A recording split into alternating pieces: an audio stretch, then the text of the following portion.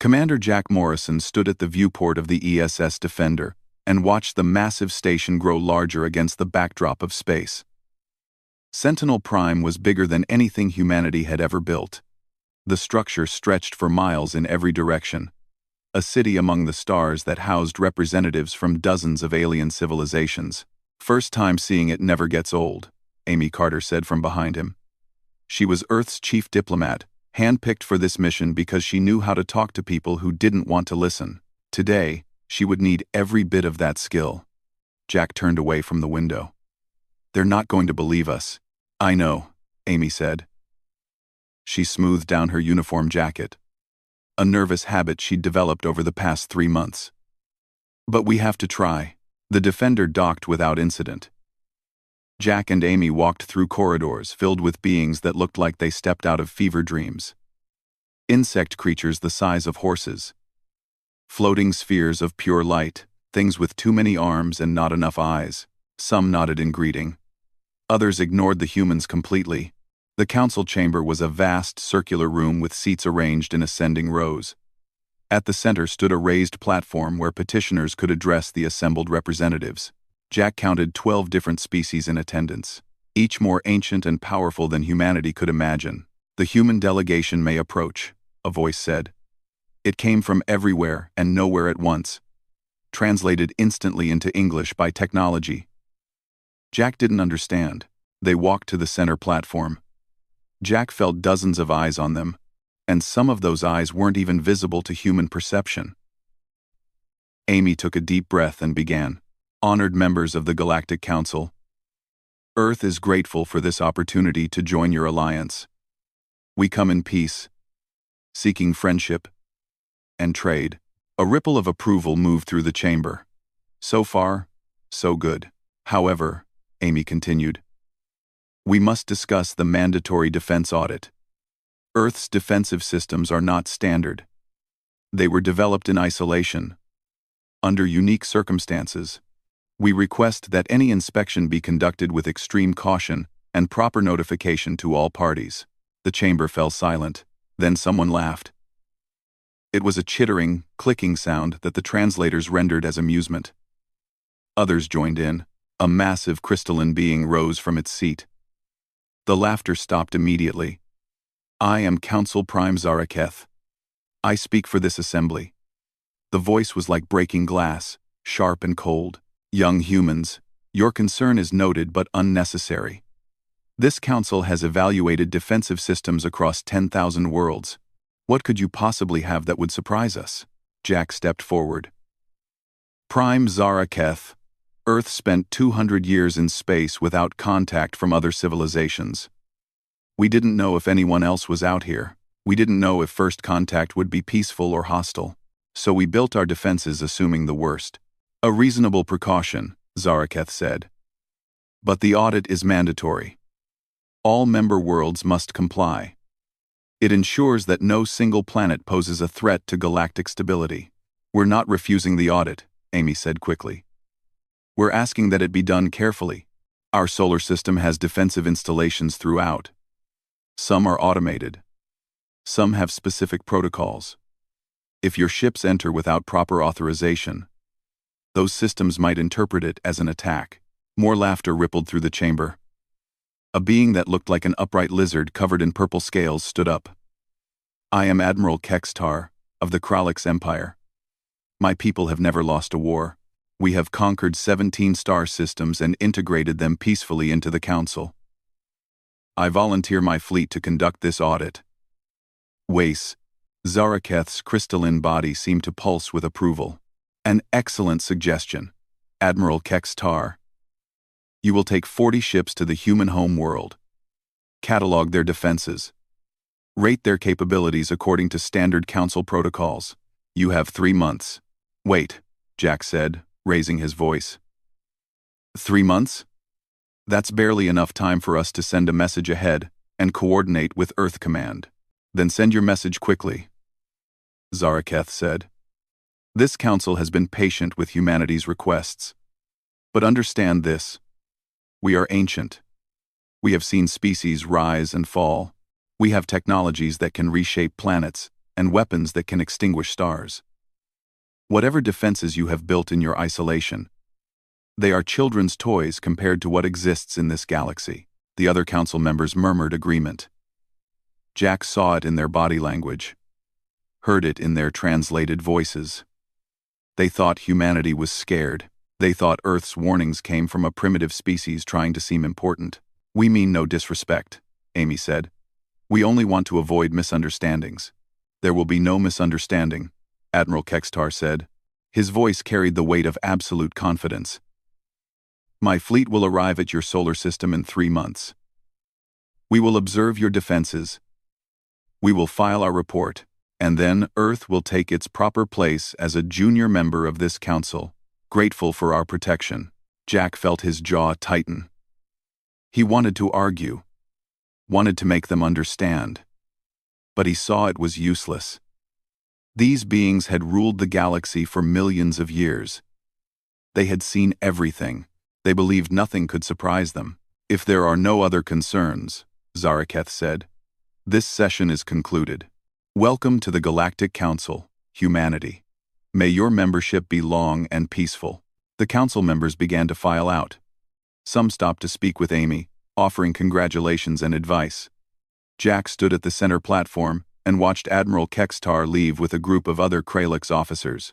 They were laughing among themselves, probably already planning how they would describe Earth's primitive defenses in their report. When the chamber was finally empty, Amy walked over to Jack. "That went about as badly as we expected." "Worse," Jack said. "They didn't just dismiss our warnings. They think we're trying to make ourselves seem more important than we are. Can you blame them? From their perspective, we're barely out of our home system. 200 years in space versus millions of years of galactic civilization." Jack pulled out his communication device. "I need to send a priority message to Earth Command." "What are you going to tell them?" "The truth. Admiral Kextar is bringing 40 warships to our solar system in 3 months. He expects to find a few orbital platforms and some outdated missile systems. He's going to get a very different reception." Amy looked worried. "Jack, we can't start a war with the Galactic Council. We're not starting anything. They dismissed our warnings. They're sending a military fleet into our territory without proper coordination. Whatever happens next, it's on them." Jack composed the message carefully. He included everything that had been said in the council chamber. He emphasized Admiral Kextar's attitude and the council's dismissal of Earth's concerns. Then he added a final line. "They wouldn't listen. Prepare accordingly." He encrypted the message and sent it. It would take 3 weeks to reach Earth through the communication relays. That gave Earth Command 2 months and 1 week to prepare. "Come on," Amy said. "We should get back to the ship. There's nothing more we can do here." They walked through the corridors of Sentinel Prime in silence. Around them, the galactic community went about its business. Traders negotiated deals. Diplomats discussed treaties. Scientists shared research. It was a vision of peaceful cooperation that humanity had dreamed about for centuries. But Jack couldn't shake the feeling that everything was about to change. Earth had built its defenses in the dark, alone, and afraid. Now the galaxy was coming to judge those defenses. The council expected to find a frightened child hiding behind crude walls. They were going to find something very different. As the Defender undocked from Sentinel Prime and began the long journey home, Jack stood at the viewport again. Somewhere out there, Admiral Kextar was assembling his fleet, 40 warships crewed by warriors who had never known defeat. Jack almost felt sorry for them. Almost. Admiral Kextar watched the view screen as his fleet dropped out of hyperspace at the edge of Earth's solar system. 40 warships materialized in perfect formation, their hulls gleaming in the distant light of the sun. Each vessel represented the peak of Kralix's military engineering. Each one carried enough firepower to level a continent. "Begin standard scanning procedures," Kextar ordered. His tactical officer, Subcommander Vreloth, bent over the sensor console. "Initial scans show multiple objects in motion throughout the system," Vreloth reported. "Thousands of them. Far more than expected for a developing civilization." Kextar waved a clawed hand dismissively. "Mining operations. Probably. The humans are industrious. I'll give them that. Continue scanning. On the bridge of the human liaison vessel attached to the fleet, Lieutenant Sophie Drake listened to the Krallick's communications with growing concern. She had volunteered for this mission, knowing it would be difficult. She hadn't expected it to be impossible. Admiral Kextar, she said over the open channel, those objects you're detecting aren't all civilian. Some of them are part of our defensive network. I strongly advise against approaching without proper authorization codes. Your concern is noted, Lieutenant, Kextar replied. His tone made it clear what he thought of her advice. We will proceed as planned. First Mars, then Venus, then Earth itself. Standard audit protocol. Sophie closed her eyes and counted to 10. She'd tried. Earth Command would see the recording. No one could say humanity hadn't warned them. 3 million kilometers away, Captain Ryan Hughes sat in the command chair of the ESS Vigilant and watched the Krallick's fleet on his screens. His ship was invisible to their sensors, wrapped in metamaterials that bent electromagnetic waves around the hull like water flowing around a stone. They're moving forward, his sensor officer reported. Heading toward Mars orbit. Ryan opened a secure channel to Earth Command. Vigilant to Command. Confirm status of Protocol Theta. Command to Vigilant. Protocol Theta is active. Rules of engagement are now in effect. Do not fire unless fired upon or unless hostile intent crosses the Jupiter line. Is that clear? Crystal clear, Command. Vigilant out. Ryan switched to ship-wide communications. All hands. We're going to shadow this fleet until they do something stupid. Based on their trajectory and attitude, I'd say we have about 6 hours. Stay sharp. The Krallick's fleet moved through the solar system like they owned it. They paid no attention to the mining vessels that changed course to avoid them. They ignored the ice haulers and the transport ships that lit up their identification beacons in warning. To Admiral Kextar, these were just signs of a busy but primitive civilization trying to scrape resources from their own backyard. As they crossed the orbit of Jupiter, Vreloth's sensors picked up something unusual. Admiral, one of the moons is showing strange energy readings. Europa. The signatures don't match natural phenomena. Kextar studied the data. Probably a research station. The humans were always curious about those ice moons. Continue forward but keep scanning Europa. I want to know what they're doing there. What they were doing there was waiting. Europa Station had been carved into the moon's interior over 40 years. The facility was massive, housing 3,000 personnel and the most powerful railgun ever built by human hands. The entire operation was buried under miles of ice, invisible to casual scans. Commander Helen Brooks sat in the control center and watched the Krallick's fleet approach. Her orders were clear. If the fleet crossed the Jupiter line without authorization, she was to fire one warning shot. Not at the lead ship, at the biggest one. Target the dreadnought, she said quietly. The one in the center of their formation. Her weapons officer hesitated. Ma'am, that's their flagship. If we hit it, one shot. Helen said. If they don't turn back after that, it's their choice. Charge the railgun. And well, up to you. Charge the railgun. Charge the railgun. The surface of Europa began to split. The manufactured seams were invisible until they activated. Designed to look like natural ice formations, when they opened, they revealed a cannon barrel 300 meters long, pointing straight at the approaching fleet. Vreloth saw it on his sensors a fraction of a second before it fired. Admiral, Europa is opening. I'm detecting massive energy signatures. It's a weapons platform. Kextar turned toward the view screen, his mandibles clicking in confusion. Impossible. That moon is too small to hide a facility that size. How did our advanced scouts miss it? He never got his answer. The railgun fired. A solid cylinder of tungsten, 30 tons of dense metal, accelerated down the barrel, at velocities that should have torn it apart. Special manufacturing techniques and magnetic containment kept it intact. It crossed 200 million kilometers in 8 minutes, traveling at a significant fraction of light speed. The flagship's shield systems were designed to stop energy weapons. Plasma bolts, laser arrays, particle beams. They had never been tested against kinetic weapons moving at relativistic speeds. The tungsten round hit the shield and passed through it like it wasn't there. The round struck the dreadnought's central hull section and converted all its kinetic energy into heat and destruction in a single, catastrophic instant. The flagship simply ceased to exist. One moment it was there, a massive warship that had served the Krolix Empire for 60 years. The next moment, it was expanding debris and superheated gas. 300 crew members died without even knowing they were under attack. The fleet scattered. Captains who had been flying in perfect formation broke ranks and took evasive action. Alarms blared across every bridge. Shields went to maximum power. Weapons, systems charged.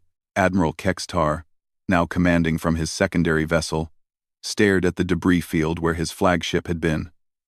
His mind refused to accept what he'd just seen. A single shot. One round. No energy signature. No plasma buildup. No warning. Just instant, total destruction. Sophie Drake's voice came over the communication channel. She sounded tired.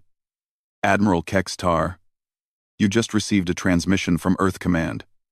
I'm patching it through now. Jack Morrison's face appeared on the view screen. He looked exactly like he had at the council meeting, but his voice carried no diplomatic politeness now. Admiral Kextar, your fleet crossed the Jupiter defensive line without authorization. You ignored multiple warnings from our civilian vessels. You failed to respond to proper hailing procedures. What you just experienced was a warning shot. A warning shot? Kextar's voice was barely controlled rage. You destroyed my flagship. You murdered 300 crew members. You brought a military fleet into our territory, Jack said calmly. You were warned this would happen. Turn your fleet around and leave our solar system immediately. This is your only chance. Kextar's claws dug into the armrests of his command chair. In his entire career, across 14 campaigns and 100 battles, he had never retreated. The Krolix did not run from inferior species. They did not surrender to primitives who got lucky with one shot. All ships, he growled. Advance at maximum speed. Combat formation. Prepare to return fire on any and all human installations. We will reduce their pathetic defenses to atoms. Sophie Drake closed her eyes. She'd tried. She'd done everything she could. Now she could only watch as her own species prepared to teach the Krolix a lesson they would never forget. On Earth, President Greg Matthews watched the tactical display in the Situation Room. 40 red dots representing the Krolix fleet. Thousands of green dots showing Earth's defensive network. And between them, millions of kilometers of space that was about to become a battlefield. They're not turning back, Admiral Kate Jensen said. She commanded Earth's naval forces and had spent 30 years preparing for exactly this scenario. They're accelerating toward Mars. Oni. Then we proceed to the next phase, Matthews said. He looked around the room at the Joint Chiefs, the Secretary of Defense, and the analysts who had been monitoring the situation for 3 months. Activate all defensive systems. Rules of engagement are now weapons-free. Show them what humans can do when we're scared. Kate nodded and began issuing orders. Across the solar system, from the Oort cloud to Mercury orbit, defensive systems that had been dormant for decades came to life. Mining stations became weapons platforms. Civilian vessels ejected their cargo and revealed hidden missile bays. Asteroids that had been drifting lazily through space began to move with purpose. And on Mars, Captain Ryan Hughes brought the ESS Vigilant out of stealth mode right in front of the advancing Krolix fleet. His ship was tiny compared to their dreadnoughts, but it carried one very important message displayed across its hull in massive letters that even alien translators couldn't misinterpret: turn back or be destroyed. Admiral Kextar read the message and laughed. It was the last time he would laugh for a very long time. The freighter drifting near Mars orbit looked exactly like what it claimed to be. The identification codes were legitimate. The cargo manifest listed ice from Saturn's rings destined for the Mars terraforming stations. The ship's reactor was running at minimum power, just enough to maintain life support and basic navigation. By every metric that Admiral Kextar's sensors could measure, It was a harmless civilian vessel going about its normal business.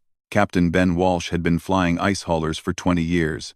He knew every trick for keeping an old ship running on minimum fuel and maximum profit. He also knew that his current cargo wasn't ice, and he'd been sitting in this exact position for 3 days waiting for the Krallick's fleet to arrive. When the alien warships passed within 10,000 kilometers, Ben entered a 6-digit code into his console. The ice containers detached from his ship's hull with gentle puffs of compressed air. All 40 of them. They floated in space, looking like abandoned cargo. Then they opened. Each container held 50 autonomous hunter-killer drones. 2,000 war machines deployed in 30 seconds. Their compact fusion cells powering up, their targeting systems locking onto the nearest Krallick's vessels.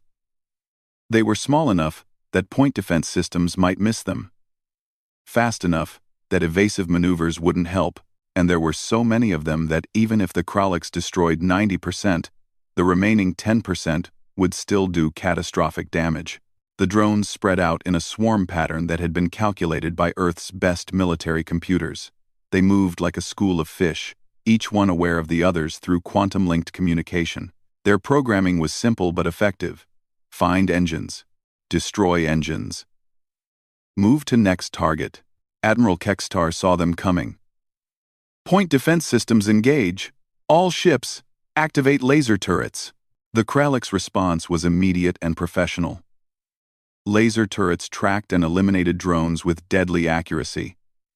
In the first 30 seconds, they destroyed 300 of the attacking machines, but 2,000-300 still left 1,700 drones closing in at impossible speeds. The first drone struck a Krallick's cruiser amidships. The small fusion warhead detonated against the hull, barely scratching the advanced armor. But the second drone hit the same spot, then the third.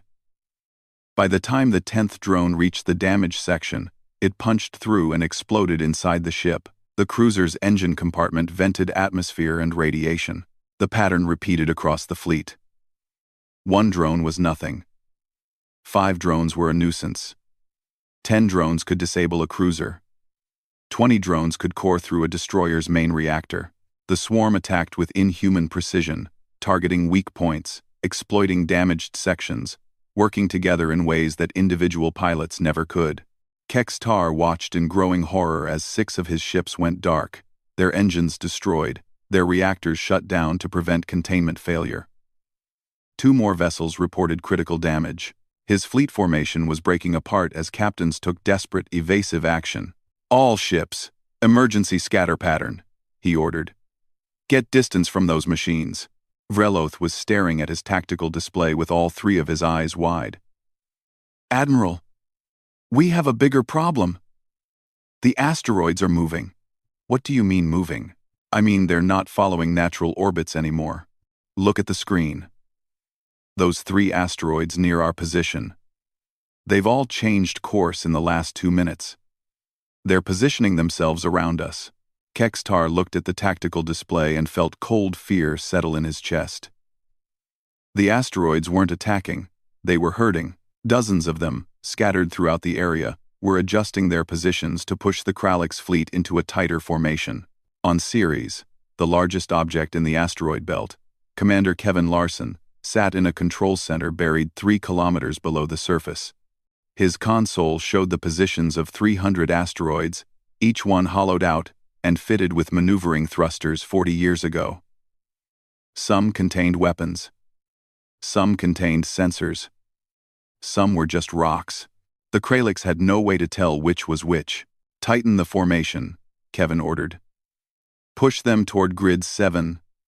7 Alpha. Let's see if they're smart enough to recognize a kill box when they're in one. The asteroids moved slowly but deliberately. Thrusters that had been hidden for decades fired in carefully calculated bursts. The Krallick's fleet tried to maintain distance, but everywhere they turned, more asteroids blocked their path. It was like being trapped in a maze where the walls could move. Vreloth's voice was rising in pitch. Admiral, this isn't random. They've weaponized their entire mining operation. Every piece of rock in this system could be a threat. We have no way to know which ones are armed until they fire. Kextar made a decision.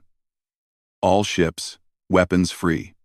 Fire on any asteroid that moves. Clear us a path toward Earth. We'll complete this audit by force if necessary. The Kralix fleet opened fire.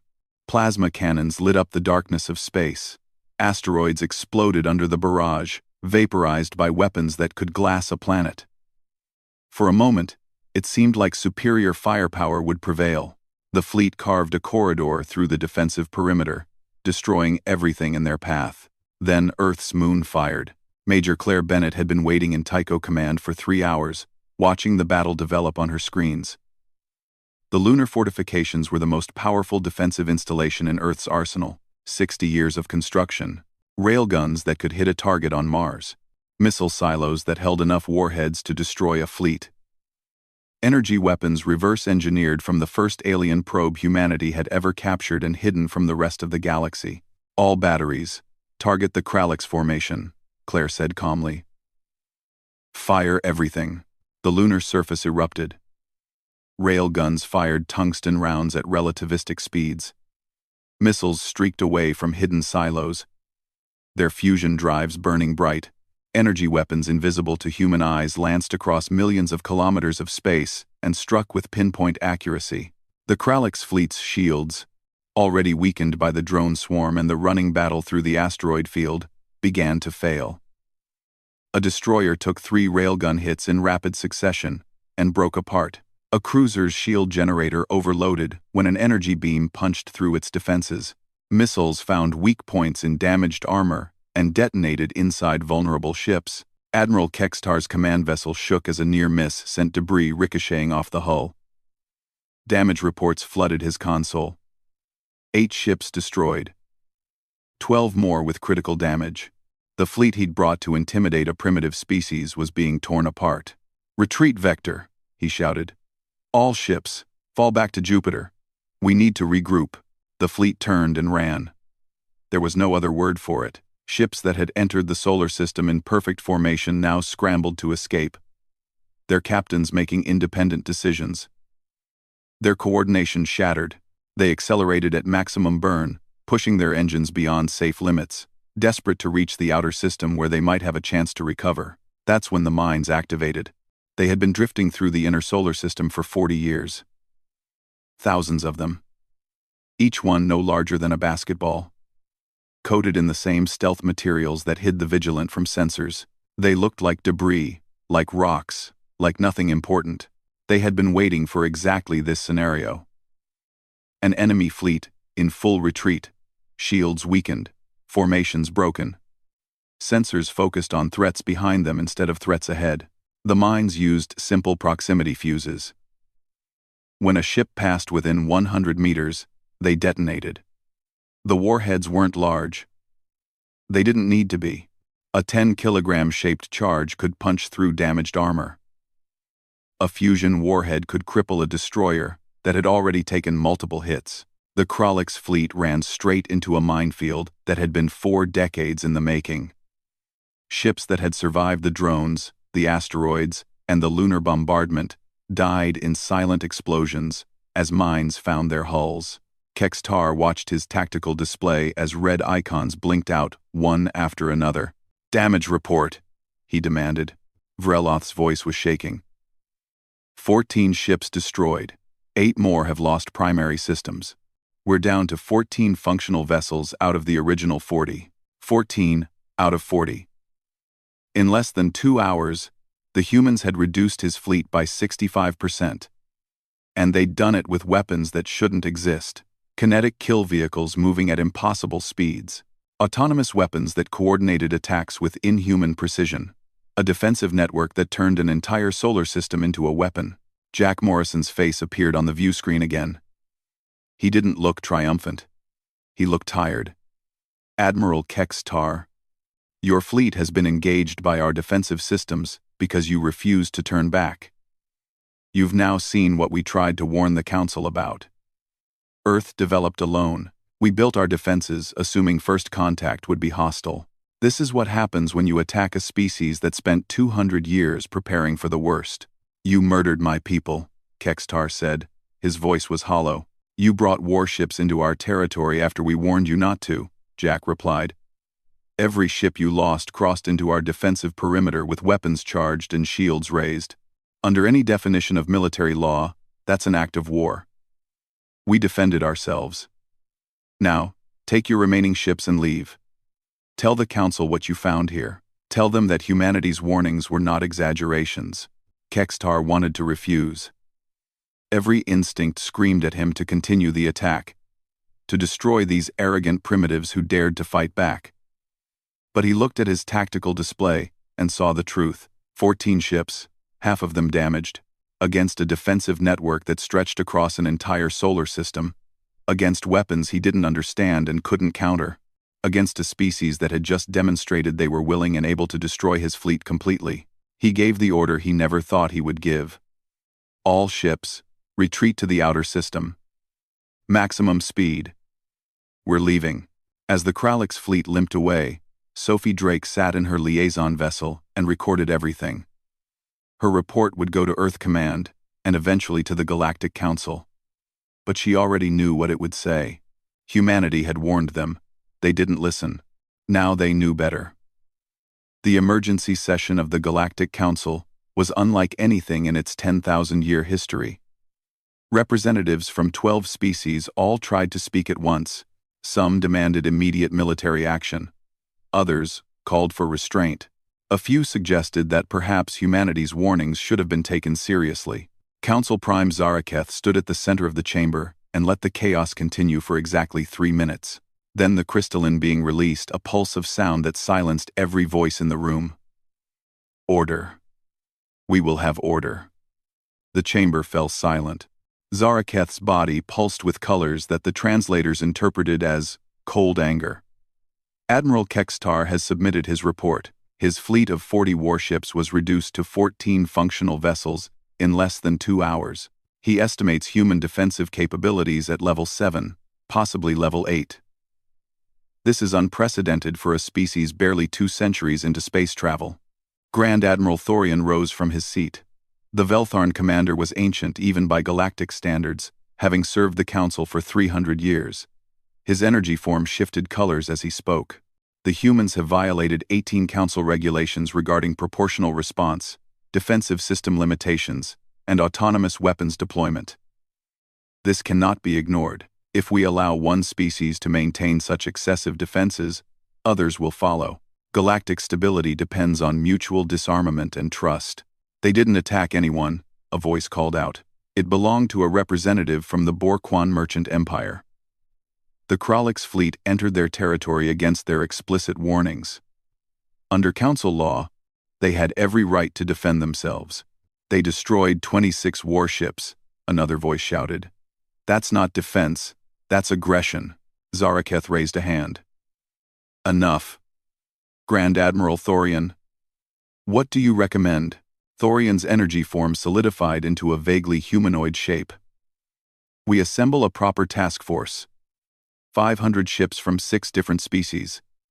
We enter the human system with overwhelming force. We demonstrate that the Council's authority is absolute, and that no single species, no matter how clever their defenses, can stand against the combined might of galactic civilization." The chamber erupted in discussion again. Some representatives supported the plan. Others worried it would turn a defensive action into a full war. But in the end, the vote was clear. The Council would send its fleet. Amy Carter and Jack Morrison, still aboard the Defender at the Council station, watched the vote through a viewing screen in their quarters. They had requested an immediate hearing to explain Earth's position. They had been denied. When they tried to warn the Council that the Kralix engagement had been Earth holding back, they were escorted to detention quarters for their own protection. "They're really doing this," Amy said quietly. 500 ships. Jack. "We can't fight that." "Maybe we can't," Jack said.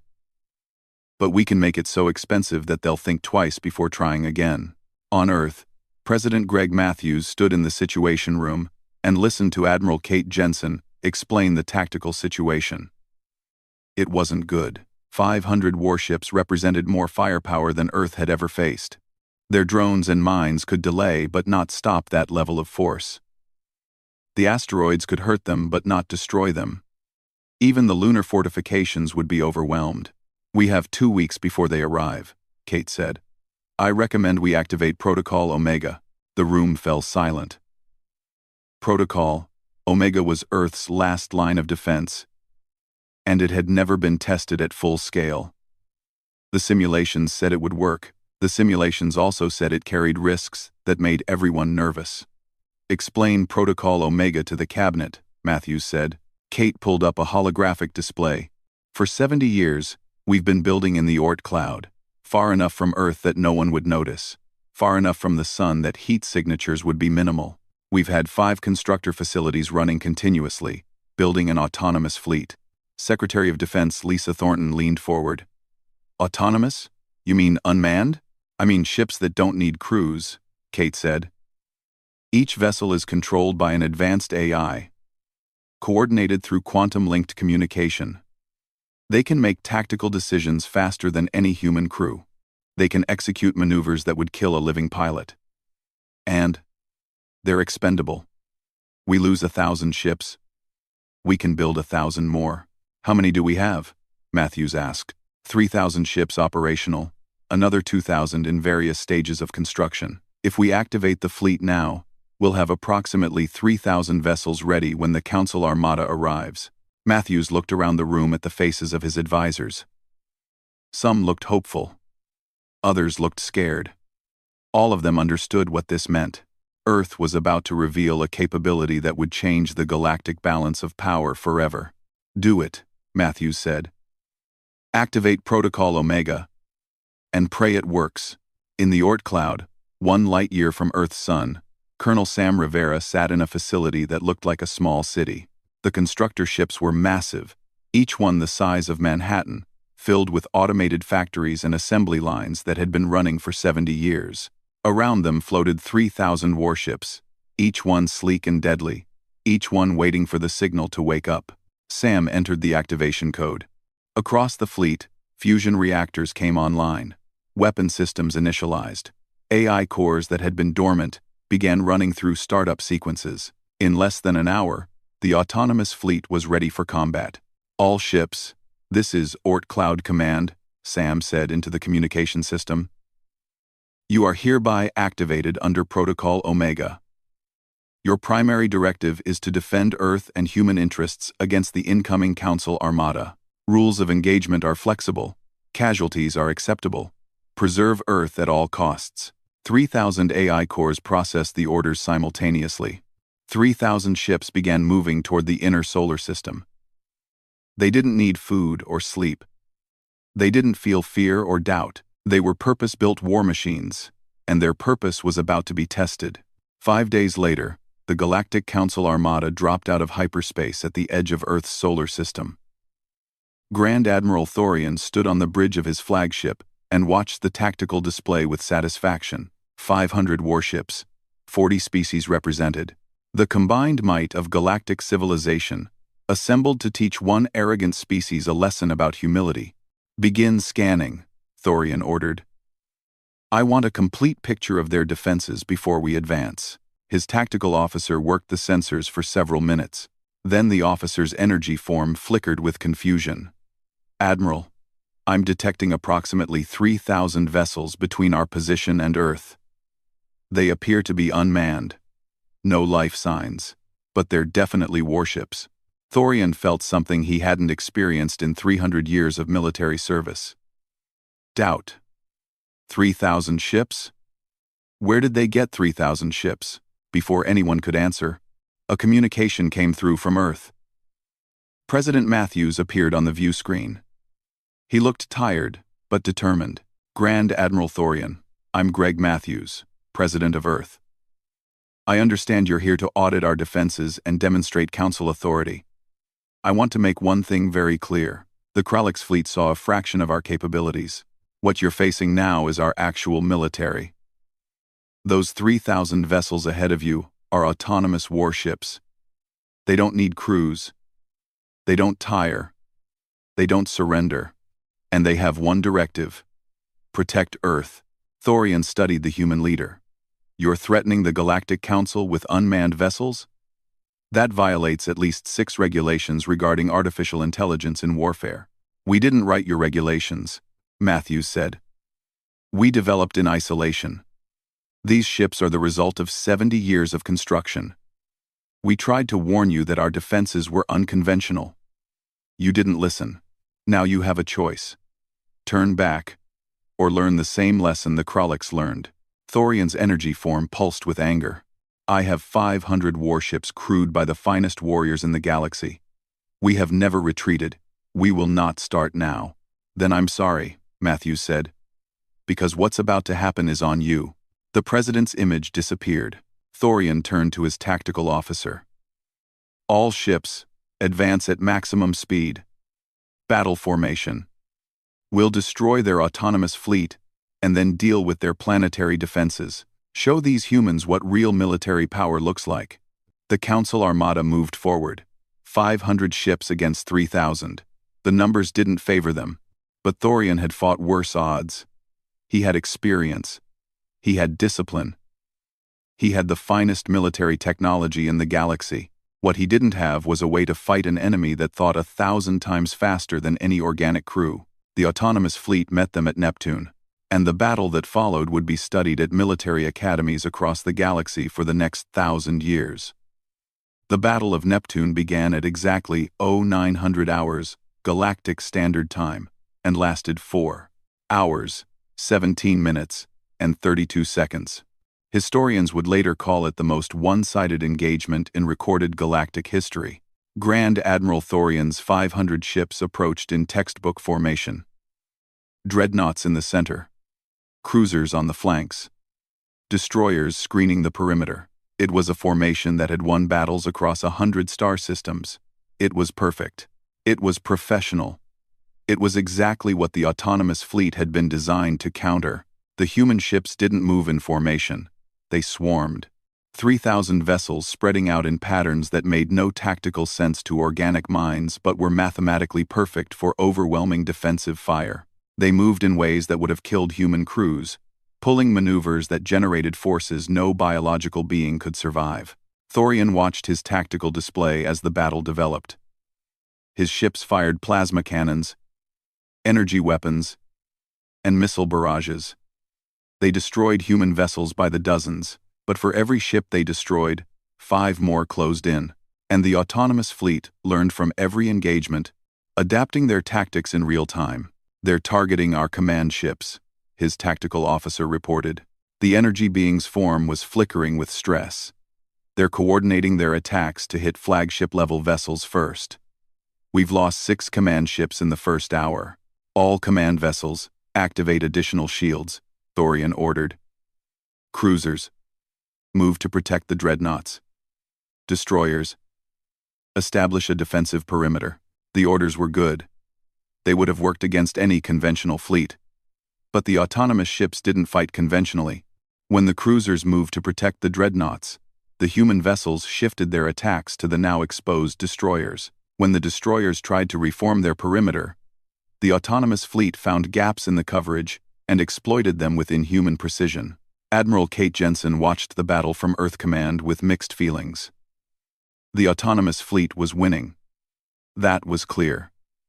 But the cost was higher than the simulations had predicted. 800 human ships destroyed in the first 2 hours.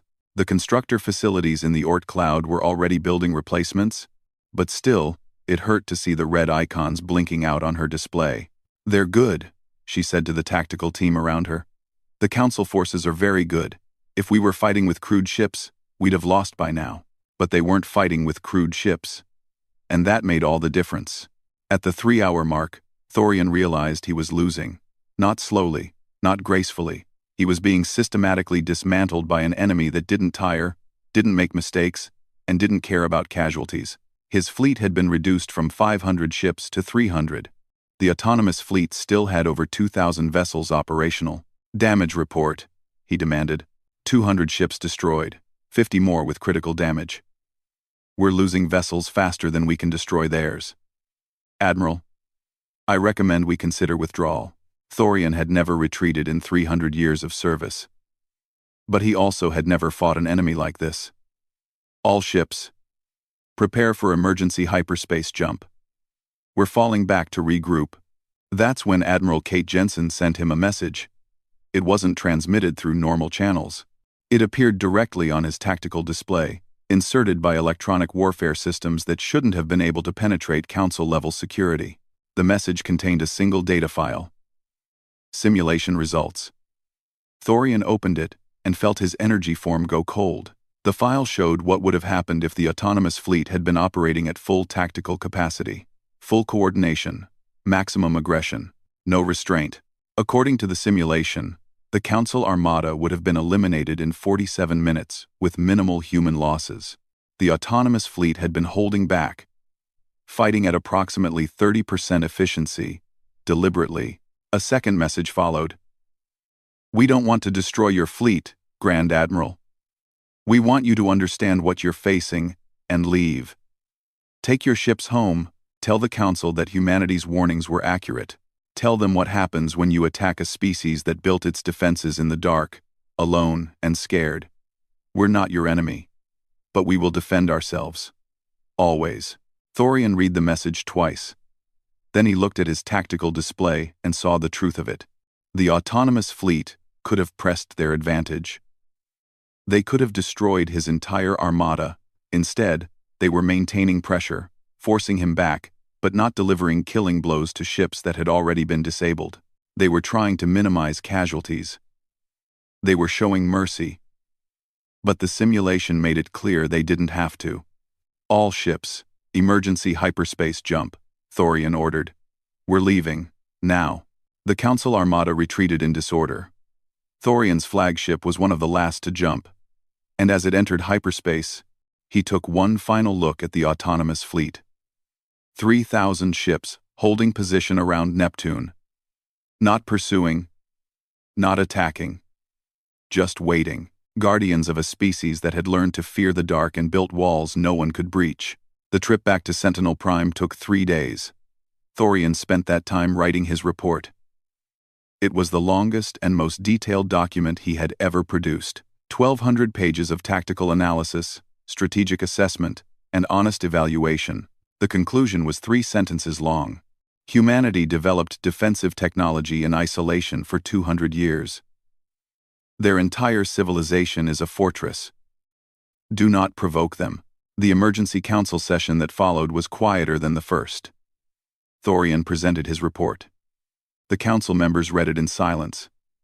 Some looked shocked. Others looked thoughtful. A few looked scared. Zaraketh's crystalline body pulsed with colors that the translators couldn't quite capture.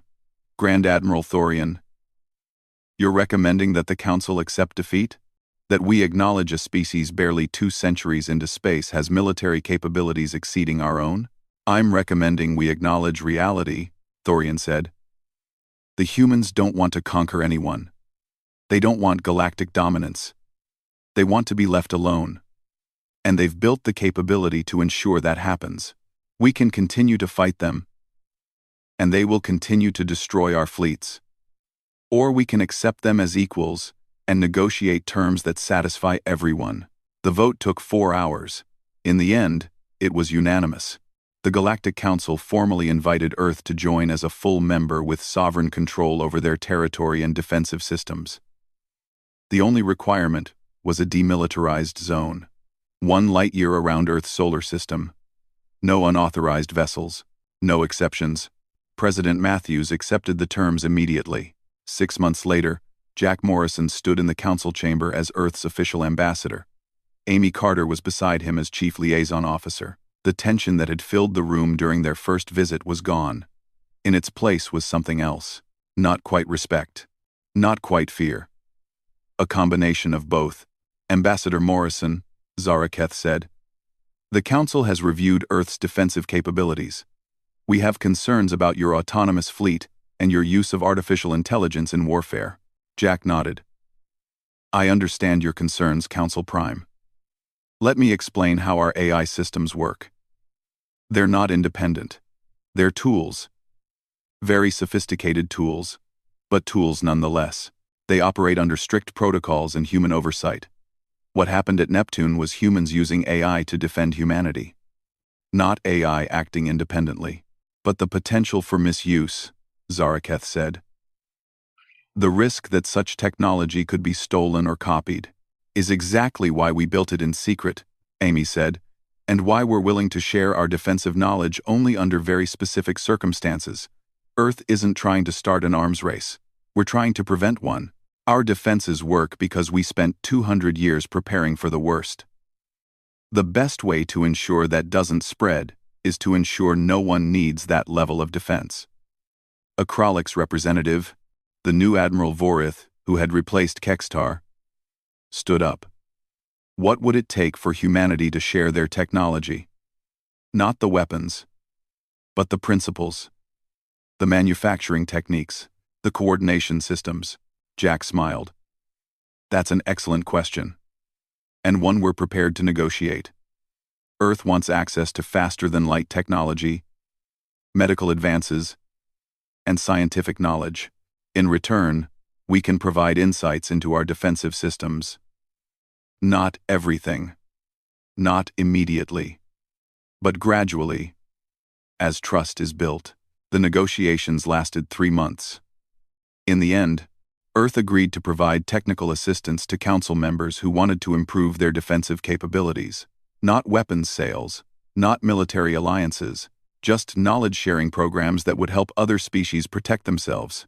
In return, Earth gained access to technologies that would have taken them centuries to develop on their own. Faster-than-light drives, advanced medical treatments that extended human lifespans, scientific discoveries that opened new fields of research. The Galactic Council created a permanent Earth embassy on Sentinel Prime. Humanity opened trading stations throughout their solar system. Slowly, carefully, Earth integrated itself into galactic civilization, but in the Oort cloud, Colonel Sam Rivera kept building. The constructor facilities continued their work. The autonomous fleet grew. President Matthews believed in peace, but he also believed in preparation. The defenses that had saved Earth once would be maintained, improved, and expanded, just in case. On Earth, schools taught about First Contact Day. Children learned about Jack Morrison and Amy Carter standing before the Galactic Council. They learned about Admiral Kextar's fleet and the warnings that were ignored. They learned about the Battle of Neptune and the day humanity proved it could stand against the galaxy. But mostly, they learned the lesson that humanity had always known. In the darkness between stars, the only safety is the safety you build yourself. No one will protect you if you can't protect yourself. No one will respect you if you can't defend what's yours. And humanity had learned to defend very, very well. Jack Morrison retired from diplomatic service 10 years after first contact. He wrote a book about the experience, detailing every conversation, every decision, every warning that was ignored. The book became required reading at military academies across the galaxy. Its title was simple and direct. We tried to warn you. Amy Carter became Earth's Secretary of State and helped negotiate dozens of treaties with alien species. She always began negotiations the same way, by explaining that Earth had no interest in conquest or expansion, but Earth would defend itself without hesitation or mercy if threatened. Most species understood the message, a few didn't. Those few learned the same lesson the Kralix and the Council had learned. Humanity had spent 200 years in isolation, building walls that couldn't be breached.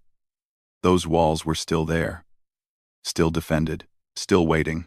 And in the quiet darkness of the Oort cloud, the constructor facilities kept working, building, preparing, making sure that if the day ever came when Earth needed to defend itself again, they would be ready. Because that's what humans did. They prepared for the worst, and when the worst came, they survived.